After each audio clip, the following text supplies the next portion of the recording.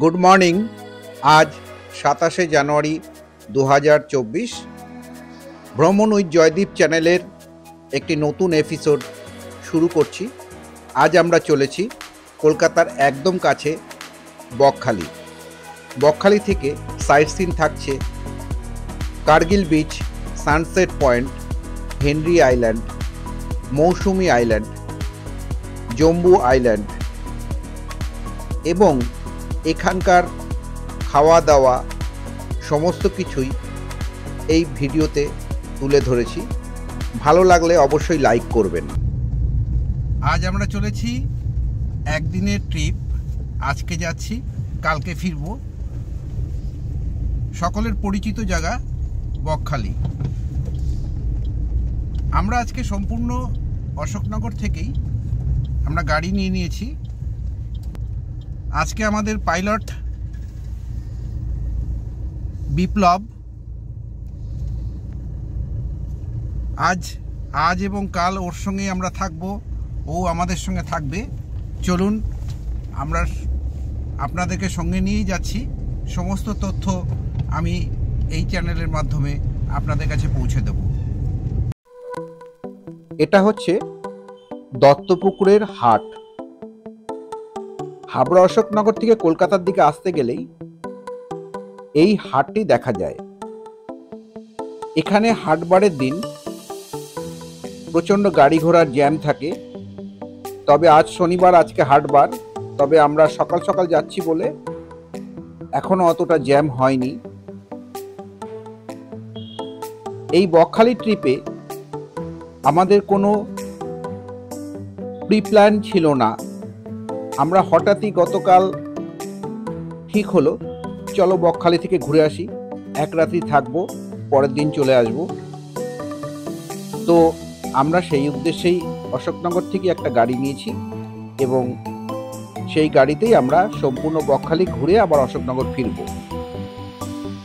আজ শনিবার যাচ্ছি, রোববার আমরা রাত্রে ফিরে আসব। চলুন।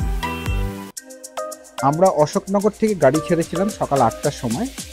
এখন ঘড়িতে বাজে 9টা 5। আমরা এখন আছি দমদম এয়ারপোর্টের কাছে।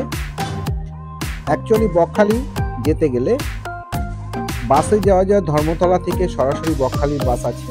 এছাড়াও শিয়ালদা থেকে নামখানা লোকালে নামখানা পৌঁছে ওখান থেকে যে কোনো ভিকেলসে বকখালি যাওয়া যায়। আমি এর আগে 1992-93 সালে আমি বকখালি গেছিলাম। তখন নামখানার উপর দিয়ে হাতানিয়া দোয়ানিয়া নদী গেছে। ওই নদীর উপরে কোনো ব্রিজ ছিল না, নদীর এপারে নামতে হতো, অর্থাৎ নামখানায় নামতে হতো। ওখান থেকে ভেসেলে ওপারে গিয়ে ওপার থেকে বাস ধরতে হতো।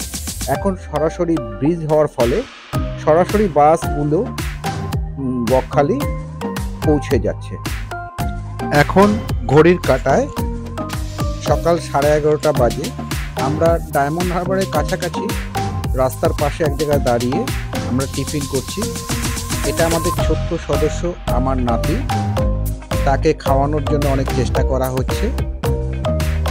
আমরা এখান থেকে টিফিন করেই রওনা হব বকখালির উদ্দেশ্যে। এখন ঘড়ি কাটায় দুপুর 1টা। এখনো এখান থেকে 25-30 মিনিট সময় লাগবে বকখালিতে পৌঁছাতে। আমরা এখন আছি নামখানায়। নামখানা আমি এর আগে আপনাদের বলেছিলাম যে নামখানায় যে ব্রিজটা নতুন তৈরি হয়েছে, এই সেই ব্রিজ, অর্থাৎ এর নিচে হাতানিয়া দোয়ানিয়া নদী বইছে। আগে এই ব্রিজটা ছিল না। আগে নামখানা নেমে ওখান থেকে ভেসেলে করে ওপারে গিয়ে ওপার থেকে আমাদের বাস ধরতে হতো বকখালি যাওয়ার জন্য। কিন্তু এখন এই ব্রিজটা হওয়ার ফলে ধর্মতলা এবং বিভিন্ন জায়গা থেকে সরাসরি বকখালিতে খুব কম সময়ের মধ্যেই পৌঁছে যাচ্ছে। আমরা আশা রাখছি আর মিনিট 30-এর মধ্যে আমরা বকখালি পৌঁছে যাব। চলুন, বাকি কথা বকখালিতে গিয়ে হবে। আমরা কোন হোটেলে থাকব, কোন হোটেলে খাওয়া দাওয়া করব, সব কিছুই আপনাদের সামনে শেয়ার করব এবং ওখানকার এখন বর্তমান রেট কি চলছে। বকখালি বাজারের পাশেই এই হোটেলটি নিয়েছিলাম। হোটেল নিরালা গ্রুপের ইনোদয় হোটেল। রুম রিভিউ আমি একটু পরে দেখিয়ে দেবো আপনাদের। এটা আমাদের রুমের ব্যালকনি। ব্যালকনির সামনে এটা হচ্ছে রাস্তা। এর বাঁ দিকে একটু হাঁটলে পরেই বকখালি বাজার, আর ডান দিকে একটু হেঁটে গেলেই সমুদ্র সৈকত। এখান থেকে সমুদ্র সৈকত 2 থেকে 3 মিনিট হাঁটলেই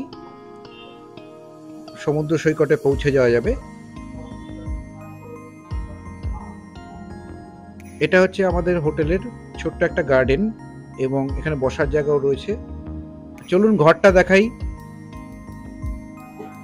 এটা অ্যাকচুয়ালি এসি ঘর, কিন্তু আমরা শীতকালে গেছি বলে এটা নন এসি হিসেবে ভাড়া নিয়েছি। এই ঘরের মধ্যে একটা বড় একটা বেড আছে। এই বেডে মোটামুটি 2 জন সঙ্গে একটা বাচ্চা নিয়ে আরামে থাকতে পারবে। সঙ্গে একটা ইন্টারকামও আছে, মাথার কাছে মোবাইল চার্জার পয়েন্টও আছে।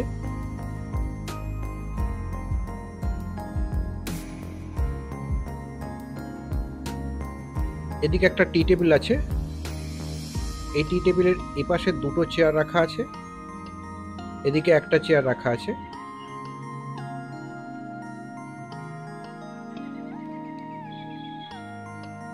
এখানে একটা জামা কাপড় রাখার জন্য একটা ওয়ার্ড্রপ রাখা আছে। তার ঠিক পাশেই আমাদের টয়লেট, কিন্তু টয়লেটটা এনগেজ বলে আমি টয়লেটটা আপনাদের দেখাতে পারছি না এই ঘরে। এখানে একটা এলসিডি টিভি রয়েছে।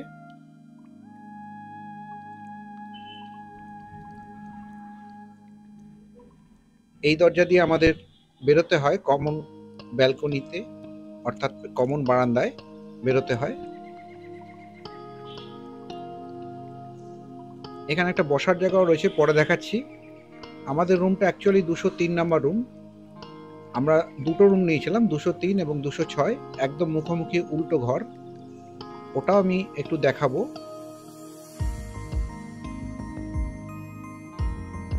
চলুন পরের ঘরটা দেখে আসি। এটা হচ্ছে আমাদের 206 নাম্বার রুম। একই রকম রুম স্ট্রাকচার।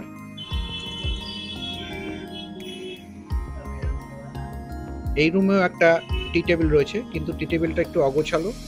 আমার নাতি রিভানের খাওয়ার বন্দোবস্ত এখানে করা আছে।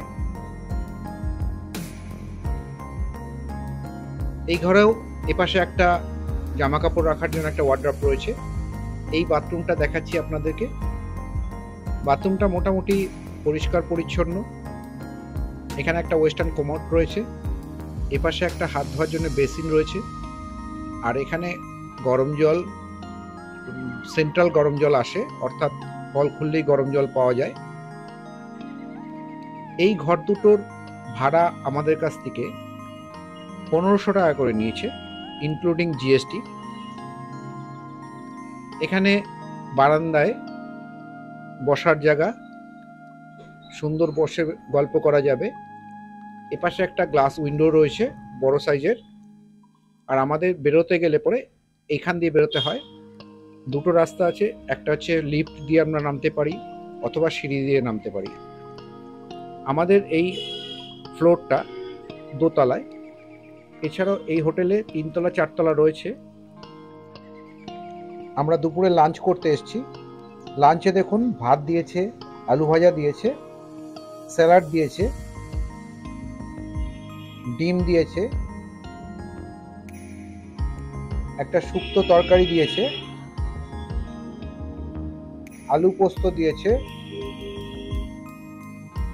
ডাল দিয়েছে।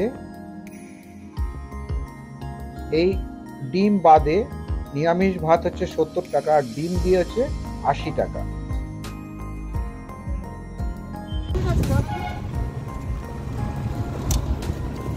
আমরা এখন যাচ্ছি সাইট সিনে, অর্থাৎ এখান থেকে একটা আমরা টোটো ঠিক করে নিয়েছি। ওই টোটোতেই যাচ্ছি। এখানে বিভিন্ন স্পটগুলো আছে, তার মধ্যে প্রথম যাচ্ছি আমরা ফ্রেজারগঞ্জে।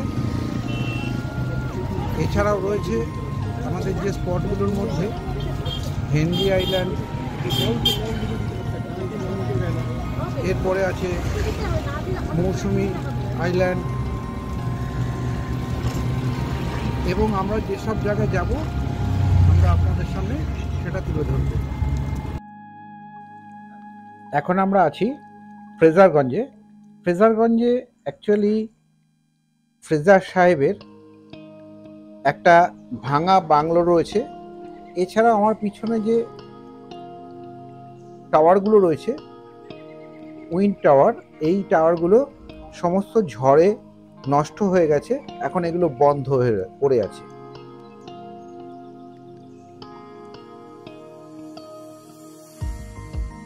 এটাই হচ্ছে ফ্রেজারগঞ্জের ফ্রেজার সাহেবের বাংলো। দেখুন বাংলোটার অবস্থা, সমুদ্রের জলে বাংলোটা পুরোপুরি ভেঙে গেছে এবং এখানে সমস্ত গাছের শেকড় দিয়ে বাংলোটাকে ঘিরে ফেলেছে। এদিকে সমস্ত মাছ শুকনো করে শুটকি মাছ বিক্রি হবে। ওই উইন্ড টাওয়ারগুলো সমস্ত ঝড়ে নষ্ট হয়ে গেছে, এখন বন্ধ।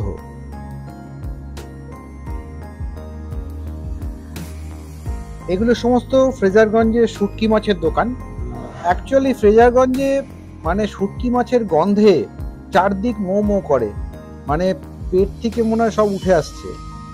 দেখুন কত রকম মাছের শুটকি, এর ভিতরে লোটে মাছ রয়েছে, ইলিশ মাছ রয়েছে। দেখুন কত দোকান শুটকি মাছের, বিভিন্ন রকমের মাছ শুকিয়ে রেখেছে। এখানে শুটকি মাছ তৈরি হচ্ছে। দেখুন কিভাবে শুটকি মাছগুলোকে সংরক্ষণ করে রাখছে, এবং এগুলো প্রত্যেকটা বেশ দামও আছে। দেখুন এগুলো ইলিশের শুটকি, ইলিশ মাছ শুকিয়ে শুটকি করে রেখেছে। চিংড়ির শুটকি আছে।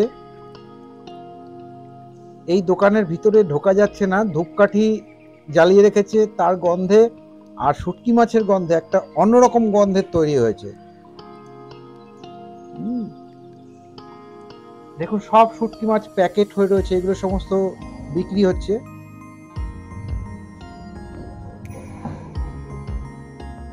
দেখুন লোটে শুটকি, কত রকম শুটকি। ওই দেখুন ধূপকাঠি জ্বলছে, ধূপকাঠি জ্বালিয়ে রেখেছে। ফ্রেজারগঞ্জে অ্যাকচুয়ালি শুটকি মাছেরই জায়গা। কত রকমের শুটকি যে এখানে আছে, দেখুন এগুলো সমস্ত শুকিয়ে শুকিয়ে রেখেছে। এর ভিতরে চিংড়ি আছে, গলদা চিংড়ি আছে, এগুলো ছোট ছোট কুচো চিংড়ি, এগুলো সব শুটকি মাছ। এখন আছি আমরা কার্গিল বিচে। এখান থেকে সানসেট খুব সুন্দর দেখা যায়। আর এখান থেকে জম্বুদ্বীপ এবং মৌসুমী দ্বীপ, যদি ওয়েদার পরিষ্কার থাকে তাহলে দেখা যায়। চলুন দেখি কত দূর কি দেখা যায়। দেখুন এখান থেকে সানসেট কত সুন্দর দেখা যাচ্ছে।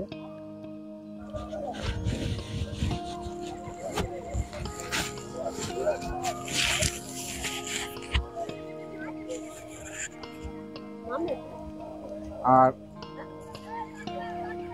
ওই দিকটা দেখা যাচ্ছে জম্বুদ্বীপ আবছা আবছা, আর ওই দিকে দেখা যাচ্ছে মৌসুমী দ্বীপ আবছা আবছা।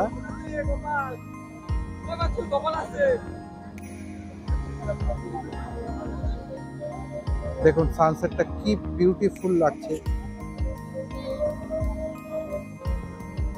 এই বিচটা হচ্ছে কার্গিল বিচ। এখানে কার্গিল যুদ্ধের সময় মিলিটারিদের ট্রেনিং দেওয়া হয়েছিল, সেই জন্য এই বিচটাকে বলে ওরা কার্গিল বিচ।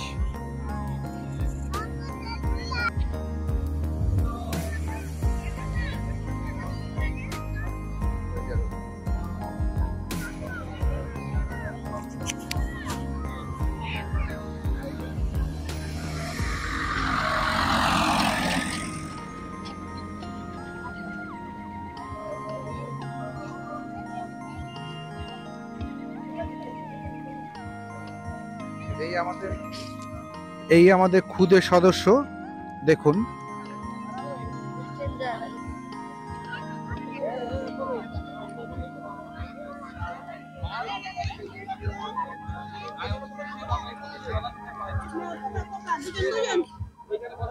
দেখি এদিকে তাকা, এদিকে তাকা।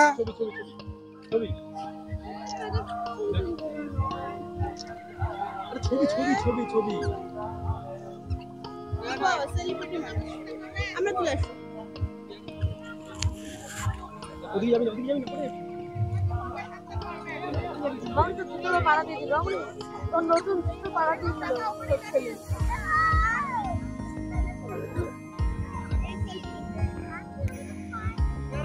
তলাটা কি অবস্থা?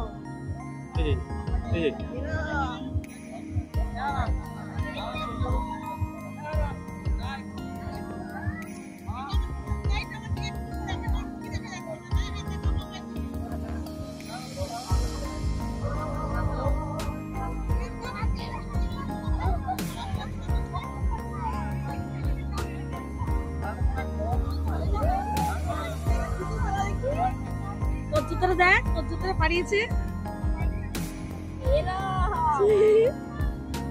এখন আমরা এসেছি পেনফিশ বিচে। এখানে মহাসমুদ্র থেকে সমস্ত ট্রলারগুলো মাছ ধরে নিয়ে এসে এখানেই আসে এবং এখান থেকে আমার পিছনে ওখানে কাঁচা মাছ সমস্ত জমা হয় এবং এরপরে এখান থেকে বিভিন্ন জায়গায় এই মাছ সাপ্লাই হয়। এখান থেকে জম্বুদ্বীপ যাওয়ার ট্রলারও এখান থেকে ছাড়া হয়।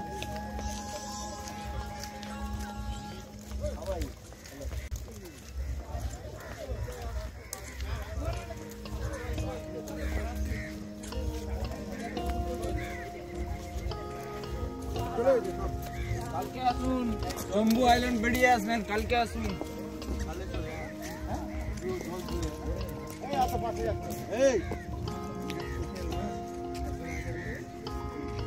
বেনফিশ বিচ, এখান থেকে সমস্ত মহাসমুদ্রের ট্রলারগুলো এখান থেকে মাছ ধরে নিয়ে আসে এবং সেই মাছ এই পেছনে আড়ত আছে মাছের, কাঁচা মাছের, এখানে সব জমা হয় এবং এই মাছগুলো বিভিন্ন জায়গায় আবার সাপ্লাই হয়।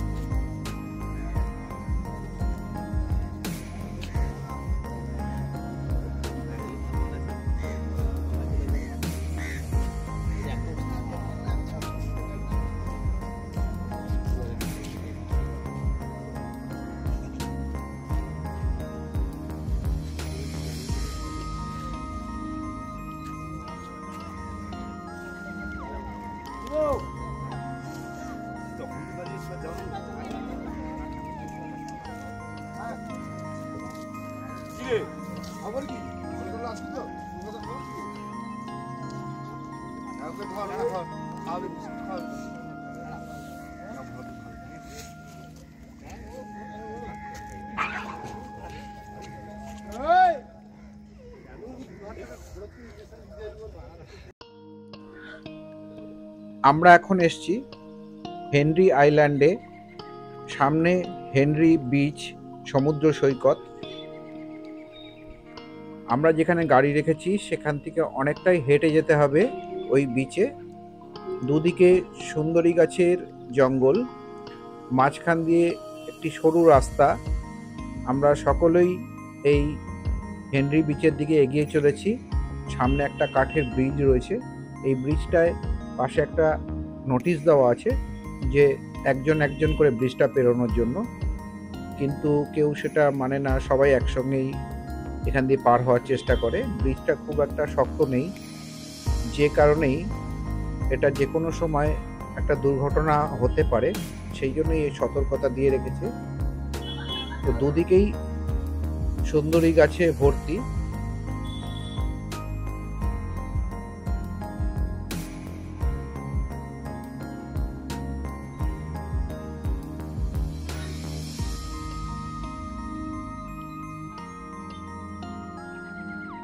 সামনে আরেকটা সতর্কতা দিয়ে রেখেছে যে বিচে কেউ নামবেন না, কারণ এখানে চোরা বালি এবং চোরা ঢেউ আছে।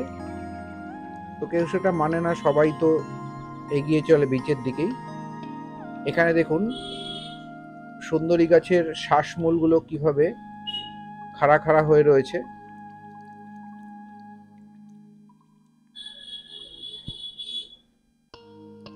চলুন সমুদ্র সৈকতে হেনরি আইল্যান্ডের।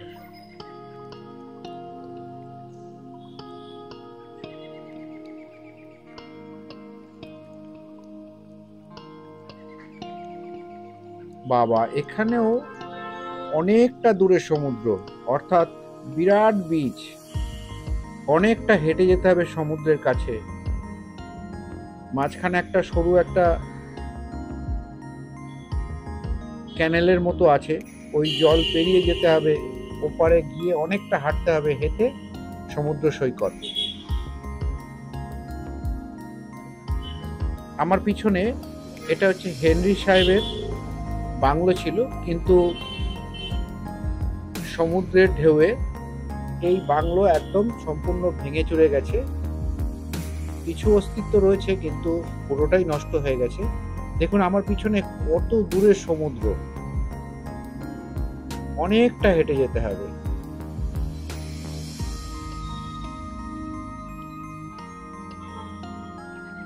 বিশাল বিচ, এই কাদা পেরিয়ে ওপারে গিয়ে সমুদ্রের কাছে যেতে হবে। এই আমাদের ছোট্ট সদস্য আমার নাতি রিভান ওর বাবার সঙ্গে দৌড়ে যাচ্ছে।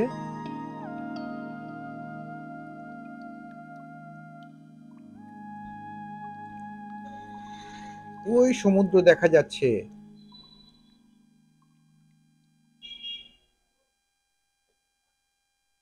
এখন ভাটার টাইম বলে সমুদ্র অনেকটাই পিছিয়ে গেছে। এখন আমরা এসে গেছি বকখালি সমুদ্র সৈকতে। এখানেও বকখালিতে এই বিচের থেকে অনেকটা দূরে সমুদ্র, তবে এই বিচে প্রচুর দোকানপাট। এই চেয়ারগুলো বসিয়ে রেখেছে, এগুলো প্রত্যেকটা ঘন্টা পিছু 10 টাকা করে ভাড়া। এই বিচে এখন প্রচুর দোকান হয়ে গেছে। আমি এর আগে যখন এসেছিলাম 92-93 সালে, তো তখন একদমই বিচ ফাঁকা ছিল, অন্ধকার। কিন্তু এখন এসে দেখছি অনেকটাই পুরোপুরি চেঞ্জ হয়ে গেছে। এখানে বিভিন্ন রকমের দোকান হয়েছে, মাছের দোকান, মাছ ভাজা, পাপড়ি চাট, ঝালমুড়ি, বিভিন্ন রকমের দোকান আছে। সন্ধ্যাটা এখানে বসে ভালোই সময় কেটে যায়। আমরাও সবাই মিলে এখানে একটু বসে আড্ডা মারছি। আমরা বিচের থেকে এখন একটু মার্কেটে এসেছি, মার্কেটটাও ঘুরে দেখুন। বিভিন্ন রকমের দোকান রয়েছে এখানে। টুপিগুলো বেশ সুন্দর। দেখুন দুদিকে প্রচুর দোকান। বকখালি এখন পুরোপুরি পাল্টে গেছে। এখানে একটা মন্দিরও রয়েছে, গঙ্গা মায়ের মন্দির।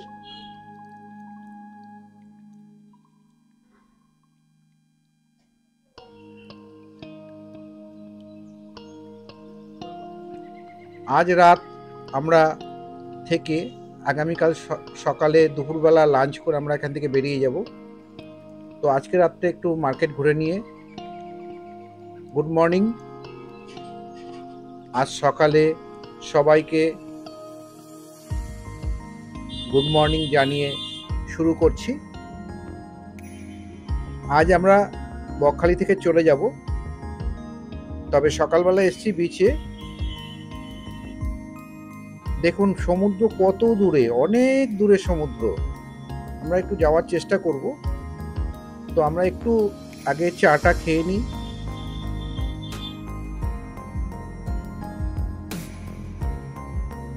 এই দোকানগুলো এখন বন্ধ রয়েছে, সন্ধ্যার সময় সব এখানে দোকানগুলো খুলে যাবে।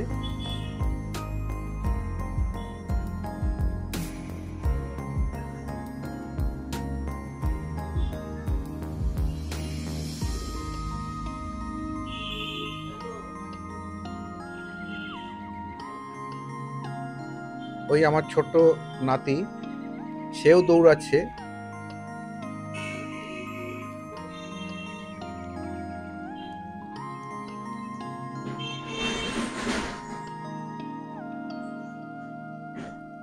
এসো আমার দিকে, এসো এসো এসো, আরেকটু এসো। হ্যাঁ, দেখুন কি সুন্দর দৌড়ে যাচ্ছে। বাবা, আবার পিছনে হাত দিয়ে।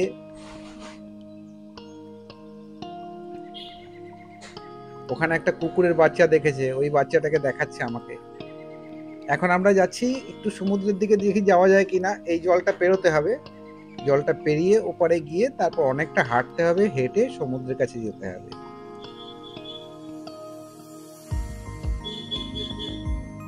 চলুন দেখি যাওয়া যায় কিনা।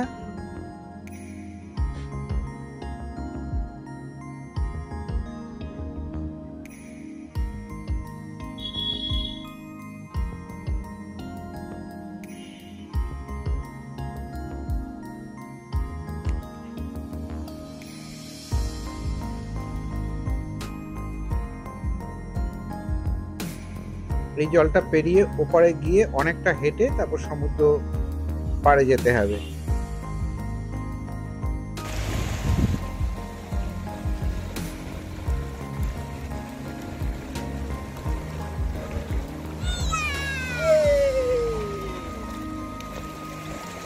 লম্বা করে করো, লম্বা করে আবার শর্টস করো। ইউটিউব শর্টস লম্বা করে করো। লম্বা করে করো। দাঁড়া, এটাতে আমি এখন করছি।